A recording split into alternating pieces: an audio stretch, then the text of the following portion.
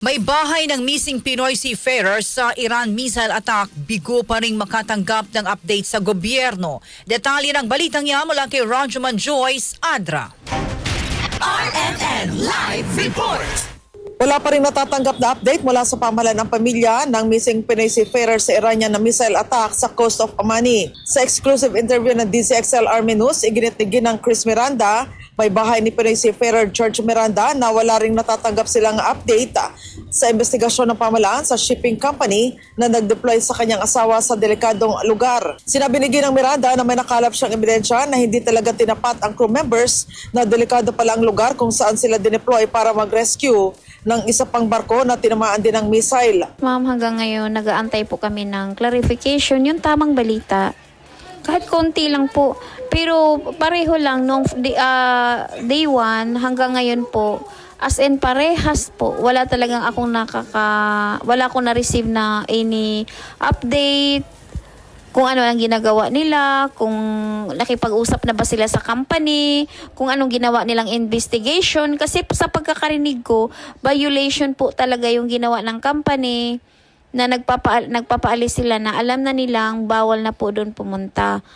At saka sa may evidence din po ako na hindi po nila alam na doon po ang punta ng mga cruise. Kahit yung chief engineer nag-contact sa akin, hindi niya din daw alam na doon ang operation nila. So dapat talaga imbestigahan ng maigi ang company. Una nang inayag ni Ginang Miranda na batay sa kanyang sources, nasa pool ng missile ang barko na sinasakyan ng kanyang asawa at lumubog ito.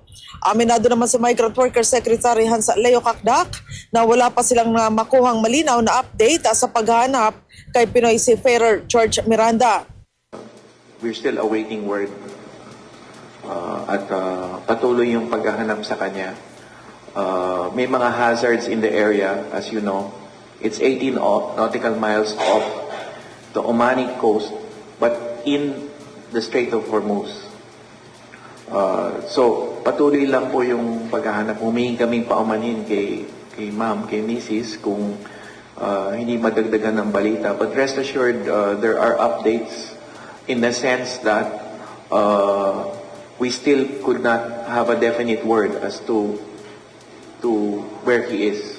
At kung na-recover na yung katawan niya, yung body niya. Tinak naman ni Kakdak na sa susunod na linggo ay personal niyang pupuntahan ang pamilya ng Pinoy crew member sa Camarines Sur. Kasama mo sa DZXL Manila, Rajuman Joyce Collantes Adra, Tatak, RMN.